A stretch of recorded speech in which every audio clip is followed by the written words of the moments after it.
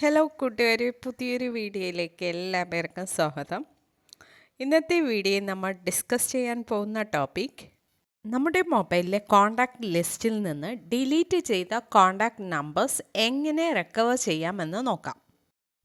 ചില സന്ദർഭങ്ങളിൽ നമ്മുടെ മൊബൈൽ കോൺടാക്ട്സിലെ ചില നമ്പേഴ്സ് നമുക്ക് ആവശ്യമില്ല എന്ന് കരുതി ഡിലീറ്റ് ചെയ്യുന്നു.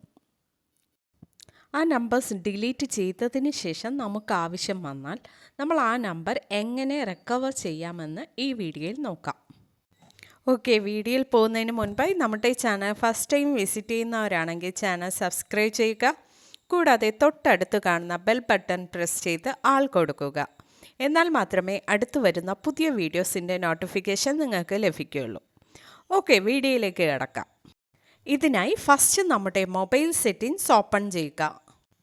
നെക്സ്റ്റ് സെറ്റിംഗ്സ് പേജിൽ കാണുന്ന ഗൂഗിൾ എന്ന ഓപ്ഷൻ ക്ലിക്ക് ചെയ്യാം. ഗൂഗിൾ പേജിൽ കാണുന്ന മാനേജ് യുവർ ഗൂഗിൾ അക്കൗണ്ട് എന്ന ഓപ്ഷൻ ക്ലിക്ക് ചെയ്യാം. ഇപ്പോൾ ഇവിടെ കുറേ ഓപ്ഷൻസ് കാണാം. ആ ഓപ്ഷനിൽ പീപ്പിൾ ആൻഡ് ഷെയറിംഗ് എന്ന ഓപ്ഷൻ ക്ലിക്ക് ചെയ്യാം. നെക്സ്റ്റ് പേജിൽ കാണുന്ന കോൺടാക്ട്സ് എന്ന ഓപ്ഷൻ ക്ലിക്ക് ചെയ്യാം. ഈ പേജിൽ മുകളിൽ കാണുന്ന 3 ലൈൻ ക്ലിക്ക് ചെയ്യാം. ഇപ്പോൾ ബിൻ എന്ന ഓപ്ഷൻ കാണാം, അത് ക്ലിക്ക് ചെയ്യാം. നമ്മൾ ഡിലീറ്റ് ചെയ്യുന്ന കോൺടാക്റ്റ് നമ്പേഴ്സ് ഇവിടെ സേവ് ആകുന്നു. എന്നാൽ ഇവിടെ പ്രത്യേകം മെൻഷൻ ചെയ്തിരിക്കുന്ന ഒരു ഫീച്ചർ കാണാൻ സാധിക്കും. Contact that have been in the bin for more than 30 days will be deleted for ever.